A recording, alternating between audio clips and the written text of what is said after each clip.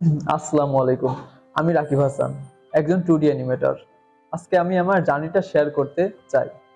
আমি কি শিখেছি এবং এই ফিল্ডে নিজেকে কতটুকু গড়ে তুলতে পেরেছি। যখন আমি এফএস ক্রিয়েশনে যোগ দিই, তখন আমার বেসিক আইডিয়া ছিল অ্যানিমেশন সম্পর্কে। কিন্তু ইন্ডাস্ট্রি লেভেলের কাজ কেমন হয় সে সম্পর্কে তেমন কোনো ধারণা আমার ছিল না। এ সময়টায় আমি সবচেয়ে বড় যে জিনিসগুলো শিখেছি সেটা হলো ডিসিপ্লিন, ওয়ার্কফ্লো এবং টিম ওয়ার্ক। আমি ধীরে ধীরে বুঝতে পেরেছি 2D অ্যানিমেশন শুধু ড্রয়িং বা মোশন না, এটা টাইমিং, স্ক্রিপ্ট এবং স্টোরি টেলিং এর একটা ডিটেলস ব্যাপার।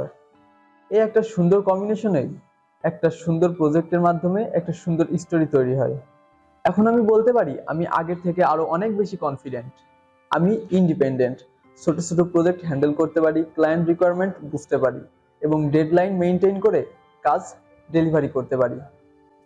স্বাবলম্বিতার দিক থেকে আমি এখনো শিখছি, কিন্তু আমি এমন একটা জায়গায় পৌঁছেছি যেখানে আমার স্কিল দিয়ে আমি ইনকাম জেনারেট করতে ক্যাপাবিলিটি রাখছি। এবং আমি বিশ্বাস করি কনসিস্টেন্সি বজায় থাকলে অবশ্যই আমার দ্বারা আরো ভালো কিছু সম্ভব। আমার জন্য এই জার্নিটা শুধু স্কিল ডেভেলপমেন্ট না, এটা সেলফ গ্রোথের একটা প্রসেস। প্রতিদিন আমি নিজেকে আগের দিনের থেকে একটু ভালো করার চেষ্টা করছি।